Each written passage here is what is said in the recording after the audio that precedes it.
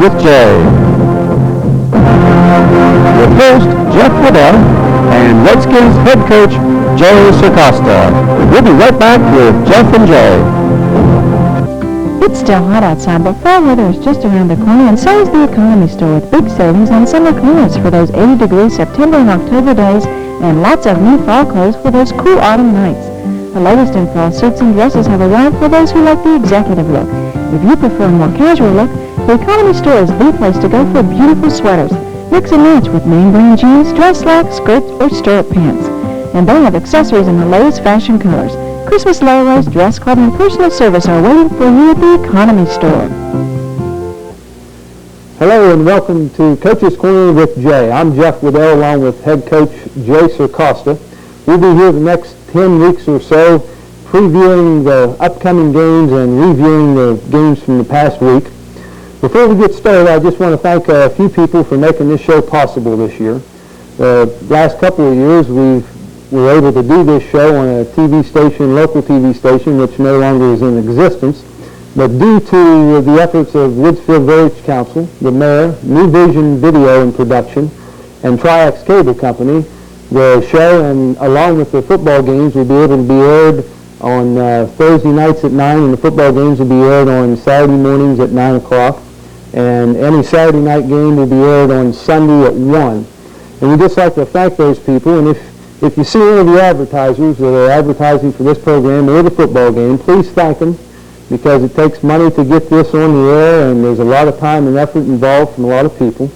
And just like to say that if you have any needs in production area, whether it be a commercial produced or a graduation or just anything in the video line, contact New Vision Video, because they do quality work. It's not like the home videos that we all tend to take and sometimes get bouncing around the screen. It looks like what you see on TV. So they do quality work at a reasonable rate, so give them a call if you need any work in that area. Coach, here we are again coming off of another fantastic season, 8-2, Tri-PVC champions. Last year was a real pleasant surprise, wasn't it, Coach? It was, Jeff. I think we surprised a lot of people in the results of the final record. I think going into the season, there were a lot of people that probably wouldn't have expected us to be more than 500.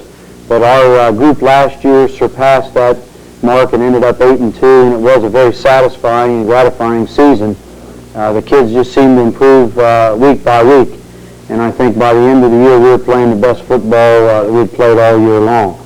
So the only thing is, it makes it kind of tough. That was kind of a follow-up to a undefeated season the previous year, and I think because of losing so many kids, that it was very satisfying that we did as well as we did. But now, what do you do for an encore? Well, Coach, you're coming off a string of 4 years where you've had a lot of success. You go back 4 years ago, it was 8-2, then 9-1, 10-0, and 8-2, and especially when people were expecting a 500, maybe a 6-4 season, and it really kind of puts the pressure on you because expectations are high once again in Woodsfield. Yeah, you're right, and that's I guess the downside of having a good year, being 8-2 when you're not expected to be that good, and having some people back from that 8-2 season. A lot of people just automatically expect us to be world beaters and be on top, and that just doesn't happen, as you well know.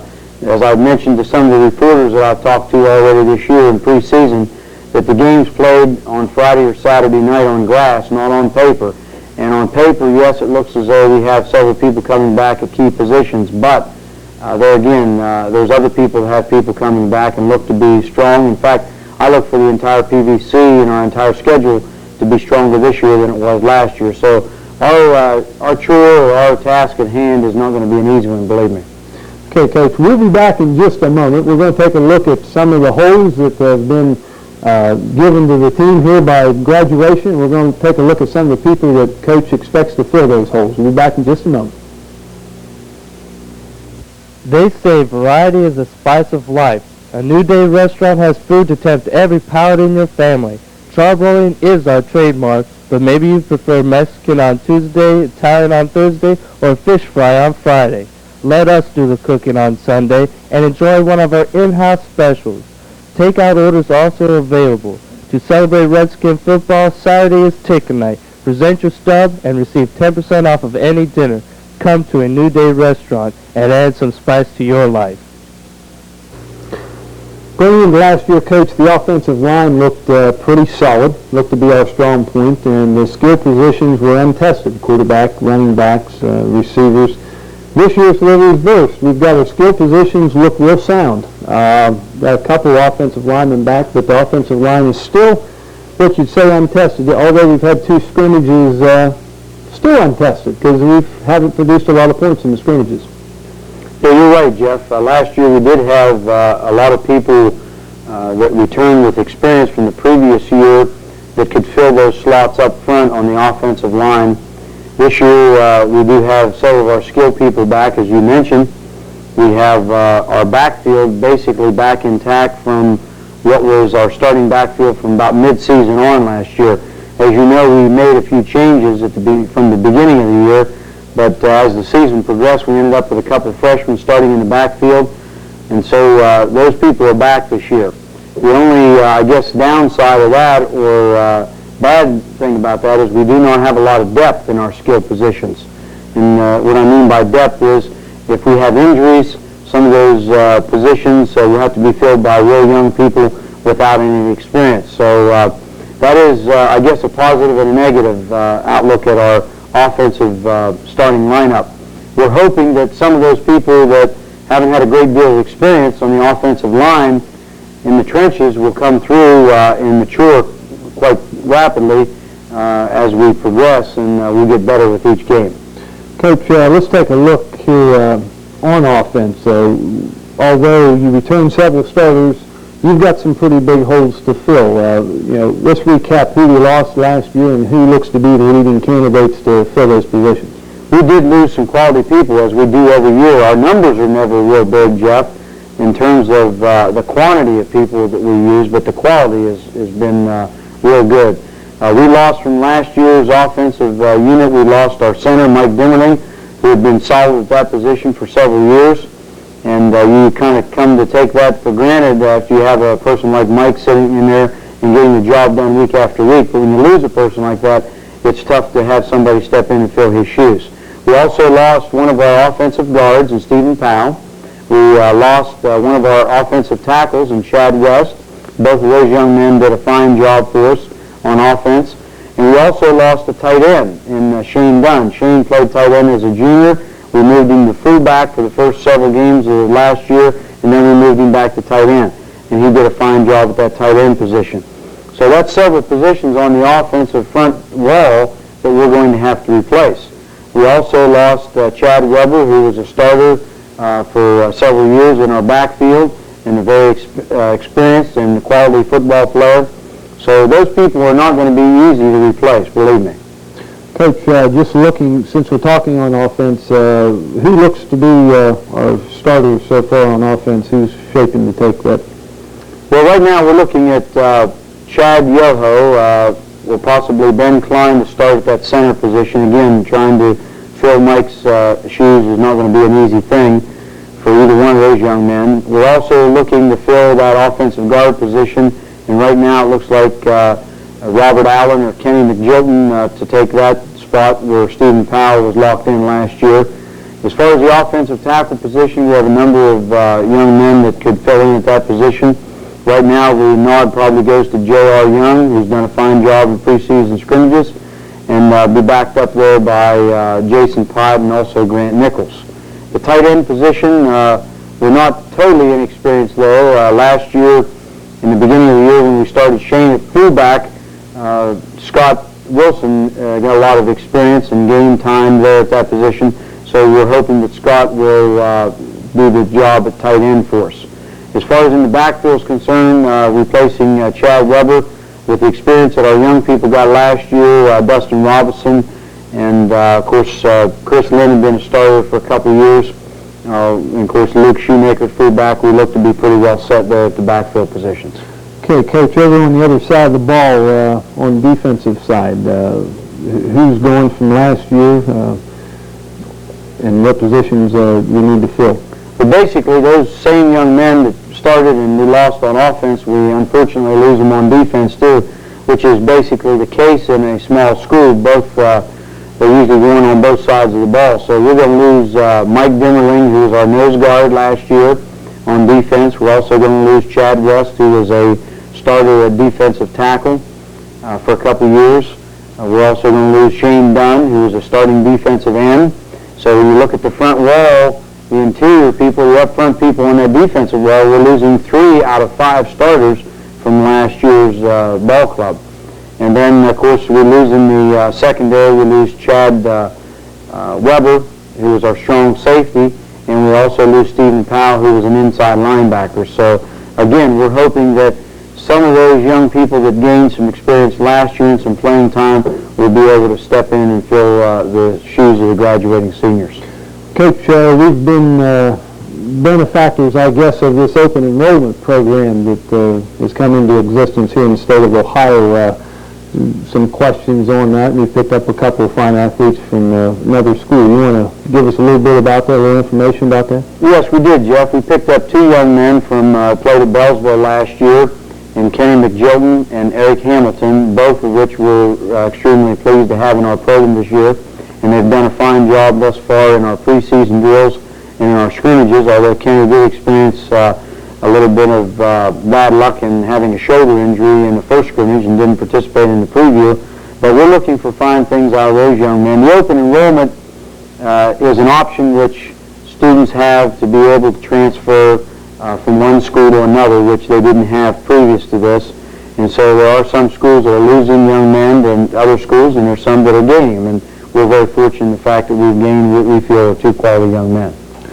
Coach, when you were talking about the losses on offense and defense from last year, I can't help but think, we had a few good inspirational leaders, I felt, in Chad Weber and Mike Dimmerling and Shane Dunn. The guys play with a lot of emotion, not taking away anything from the other seniors, but sometimes it's hard to find 1 or 2 emotional leaders. Who looks to be, or is there anybody stepping in to take that role, the inspirational leader role this year? Well, you always look to your senior group as hopefully being your leaders, and we have a fine group of seniors this year that have probably more or as much experience as any senior group that we've had in many years. A lot of these young men received a lot of quality playing time even as freshmen and sophomores, and then of course they contributed heavily to our success last year as juniors. So we're again hoping that those seniors that we have this year, which I'm confident they will, step forward and provide that leadership that any good football team needs. Of course, we're not beyond having someone who's an underclassman, and we feel we have some of those that will step forward as the season progresses and give us the leadership that we need to be successful. Given the high expectations that floating around town, around the valley, TV7 had you in the Super 6, the top 6 to make the playoffs, and the preseason poll for the Intel Small Schools got you ranked 3rd.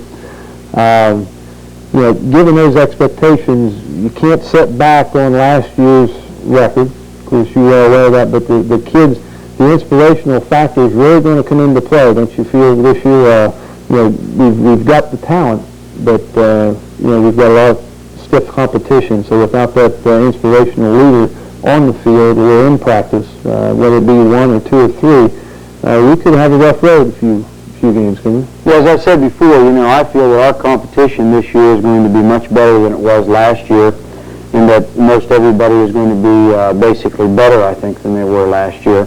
And if you sit back and think about what you did last year, and you think that's going to carry you through this year, it just doesn't happen that way. In fact, we know that because of our past tradition and reputation of having won a lot of football games, that everyone seems to get up for us. The question is, will our kids get up for everybody else? And that has to be something that has to be done on a weekly basis, and I hope that our kids are ready to meet the challenge at the beginning of the season here and continue through. I really feel that, and I've told our kids already this year, that we really weren't, I don't think, emotionally ready last year in the first ball game we played against Baden City. And as you recall, we just got by.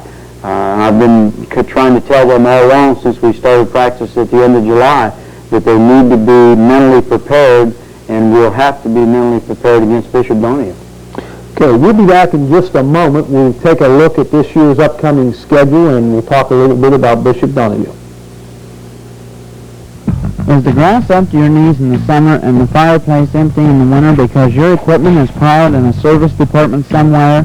Don Seymour promises to get your small engines in and out quickly so you can do the work you need to do when you need to do it. And Don Small Engine Service is the only place in the area for parts, service, and accessories for ATVs, all-terrain vehicles, parts and service on motorcycles, and most lawn and garden equipment too. Wood cutting season is upon us, and Don makes chain repairs and sells Oregon bars, chains, and sprockets. Don Small Engine Service. Coach, there's been some changes on this year's schedule. You want to give us some information on that, new opponents? Yeah, we did pick up one new opponent, Jeff. From last year's schedule, we lost Barnesville. They dropped us. We hated to lose Barnesville because the last 3 years has been a great game. It's been a tremendous gate. Both teams close, short travel distance. We hated to lose them, but they dropped us, so we had to search kind of frantically for another opponent, and it kind of all worked out and fell into place. We picked up Bishop Donahue, but we do have a little different order in which we play people. What we did is we moved from our third game, St. John's, down to the 8th spot where we had Barnesville. We moved Payton City down from the early starting date to the 3rd spot, and we moved Bishop Donahue into the opening date, which will be Saturday nights. Coach, just talking about the schedule here just a little bit more, as far as upcoming opponents with the schedule being changed, I can't go right down through the schedule, but a couple of opponents that come to mind, and one I've heard a lot about is Caldwell. We're going to talk about Bishop Donahue in a moment. I know you don't like to get ahead of things, but heard a lot of, and you got a chance to scout Caldwell and Shadyside both there. But Caldwell, they really have changed their offensive attack. About 90% passing game, is that correct? That's correct, Jeff. And as you know, last year they had one of the premier running backs in the area in Josh Perkins. He's gone, and this year they're going to turn to the passing game. I think we're going to probably see them go with a no-back offense or a one-back offense, probably 90% of the time or better, and they're going to feature their quarterback and their receivers, and they're going to throw the football. And they have a good quarterback, they have good receivers, and I look for them to continue that type of attack throughout the course of the year. They're looking to have a real good year. In fact, their coach said last year that they were probably a year away. So even though they did lose one of the best running backs in the area, they're going to have a good football team. What's a little bit scary is, yes, I did have a chance to see Shadyside and Caldwell scrimmage Saturday, and Shadyside kind of had the upper hand on Caldwell. So that tells you if Caldwell's good, then Shadyside may be a little bit better. I don't know. But as I said earlier, I think everybody's going to be improved. Some of the teams that struggled last year, I look for them to be a lot better football team this year in 1993. Coach, the reason I wanted to bring that up was, a lot of people, a lot of the fans, people are pointing and saying, well, Caldwell, get by Caldwell, we got clear sailing. And I know that you told me that Shadyside got the upper hand on Caldwell in that scrimmage. Caldwell, they were 9-1 last year, right? Right. And their coach said they was a year away. Exactly. Now, Bishop Donahue was a playoff team in West Virginia last year, right? Right. And then the second week you got Shadyside. Exactly. Third week's then we have Payton City. Payton City, they got to be improved. They've taken their lumps for a couple of years. Right. Caldwell. Then is it Shenandoah after Then we go to Fort Fry. Fort Fry. Or they come to our place, but we have Fort Fry next, and then Waterford. Then Shenandoah. Shenandoah, they look to be improved. They've got, 50-some kids out? They've got close to about 45, 50 kids out for the squad this year, so they're looking to have a much better football team. And Frontier still... Even though they lost several kids by graduation, their coach said that he felt that they should be as good or better than they were last year. Yeah, they felt that they maybe could kind of push into that upper echelon in the PVC along with Woodsfield and Belleville and Caldwell. So right, and even St. John's, who did many games last year, I think they have more kids out this year than they've had in the last 2 or 3 years, so I look for them to be a better football team this year. Okay, and of course we don't even have to mention that Belleville's always a toughie. So So the schedule looks to be maybe even tougher than last year's schedule. Let's just take a look here at Bishop Donahue. What do you expect to see from them offensively, Coach? Well, we expect them to be a balanced football team. In the past, they have, I think, been both a team that could run the football and pass the football. Probably the last couple of years, more of a passing team than a running football team because they had an excellent quarterback. If anyone attended this year's OVAC All-Star game, they saw what type of quarterback they had last year in Gordon boy. He did a tremendous job in the All-Star game, and he did a tremendous job for them. And they threw the ball quite a bit and had great receivers. They've lost the Gordon boy quarterback. They've lost a couple of their receivers, but they still have some quality kids coming back. I've been impressed with the quickness of their running backs. They're not very big, but they're very quick. And I think they have a few kids coming back at some of those key positions up front.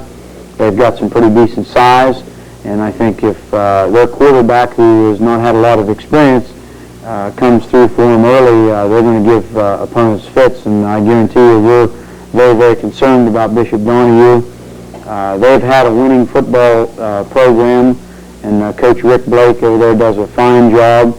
In fact, they've had 11 straight winning seasons without losing a year. So, we need to be on top of our game. And as I said earlier, that last year I don't feel that we were prepared mentally for the task at hand with Payton City. I think maybe some of our people thought because Payton City didn't have a lot of numbers that it was going to be easy, and it wasn't easy. We just got by. So we'll have to be ready to play come Saturday night. Coach, defensively, what kind of set do they run? Basically a 50 front defense, but they do throw a 4 in there every once in a while, at least what we have seen. And we've had an opportunity to scrimmage them in the past, so we know a little bit about them. They know a little bit about us. But they're basically a 50 front defense, and they'll do some of the basic stunning and gaming out of that 50, and probably in passing situations jump into a 40 look. Okay, Coach, since Bishop Donahue hasn't been on our schedule on a regular basis, we've scrimmaged them a few times. It's a little confusing to get there to their field. Sometimes you can see it from the road, but you don't know what exit to take. Can you give us a little help here on directions? Well, for fans going to the ball game Saturday night, probably the best way to go would be to go across the Moundsville Bridge and travel north on Route 2. When you get into McMecken, there's a 4-lane highway. At 12th Street, make a left, go across the 4-lane highway, and it looks like you're going into the river. You're going to go close to the river, but their field is located. In fact, you'll be able to see the lights from the 4-lane highway there in McMecken. But turn left on 12th Street and just wind down around to the field. Okay, Coach. Thanks a lot. Good luck Saturday night. Thanks for joining us. We'll see you next week.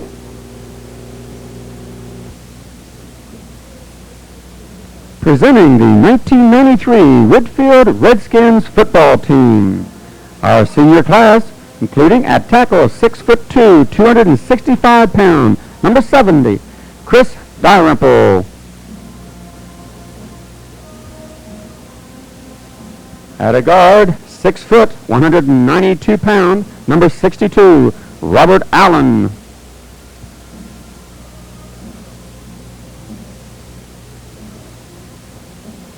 Number 77, a 6'1", 211 pound tackle, Jason Pyatt.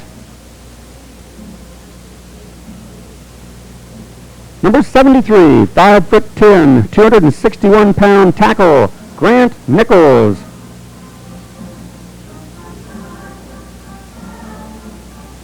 Number 33, fullback, 5'10", 190 pound, Jonathan Calder. Number 10, 5'10", 155 pound quarterback, Rick Russell.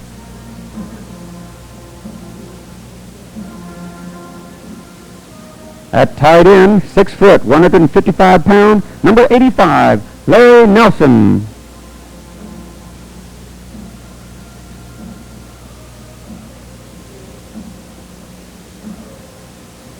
Number 24, 5'7", 135 pound running back, Chris Lynn.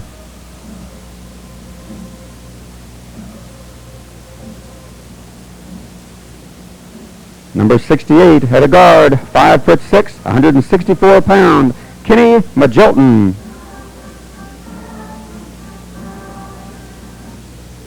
Junior class including number 45, 6 foot, 165 pound, tight end, Dustin Hughes. Number 71, 6 foot 1, 243 pound tackle, J.R. Young.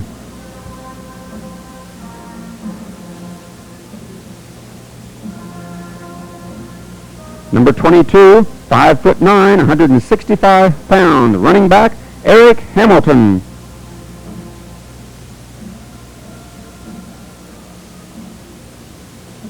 At a guard position, 5 foot 11, 188 pound, number 78, Jeremy Kramer.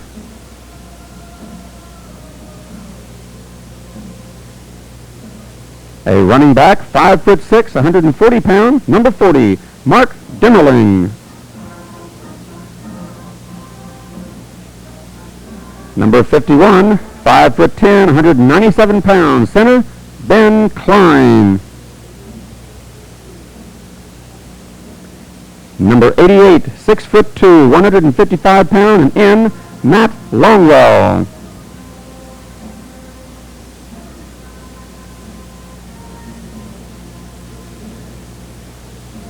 Now presenting the underclassmen, number 44, 6 foot 1, 180 pound, fullback, sophomore, Luke Shoemaker.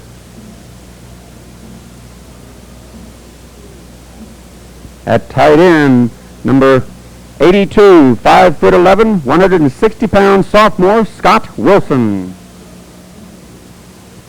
Number 76, a sophomore, 5 foot 11, 190 pound, center, Chad Yoho. Number 20, 5 foot 4, 145 pound, sophomore, halfback, Dustin Robinson. Number 7, a sophomore, 5 foot 10, 150 pound, quarterback, Joe Kress.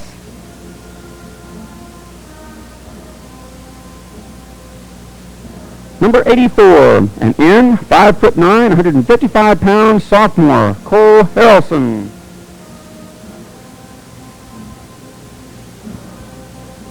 Number 86, 5 foot 8, 135 pound, freshman, Gary Lincoln.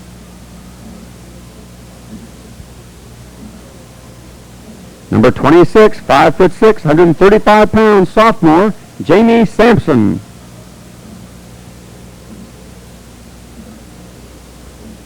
A tackle at 5 foot 9, 155 pound, number 66, freshman, Jamie Boer.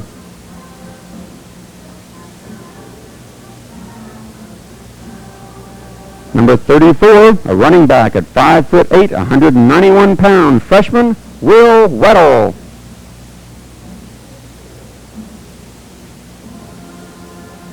Number 74, 5 foot 8, 165 pound, a freshman tackle, Denny Knowlton.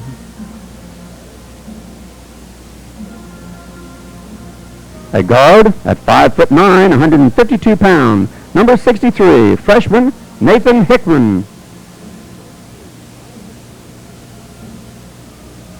Number 32, 5 foot 3, 120 pound, freshman running back, Ben Kennison.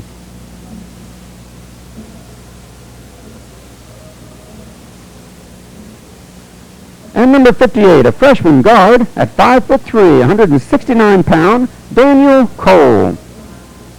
And the Redskin coaching staff, Coach Pat Singleton.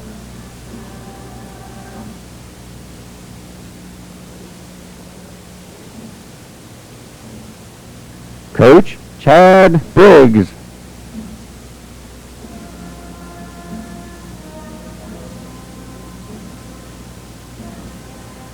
Coach Dave Sherman.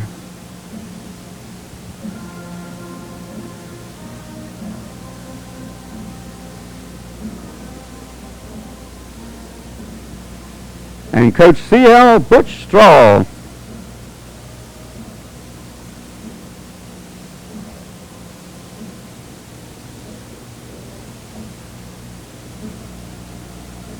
Coach Bill Fox.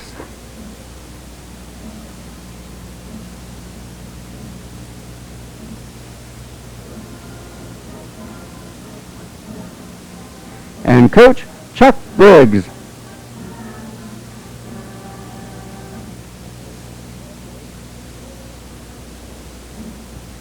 Redskins head coach, Jay Sacosta.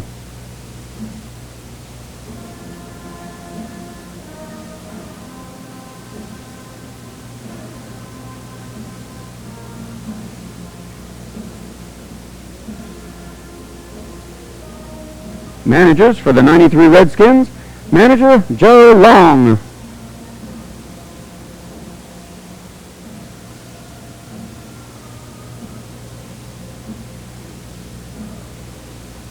And manager Matt Hughes.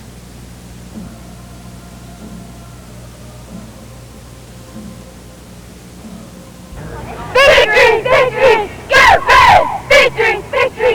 Go Reds! Victory! Victory! Go Reds!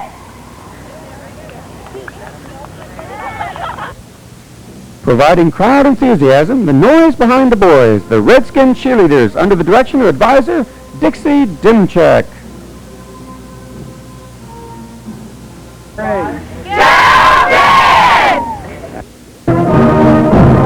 Halftime entertainment provided by the award-winning Richfield Redskins Marching Band under the direction of Bill Bell.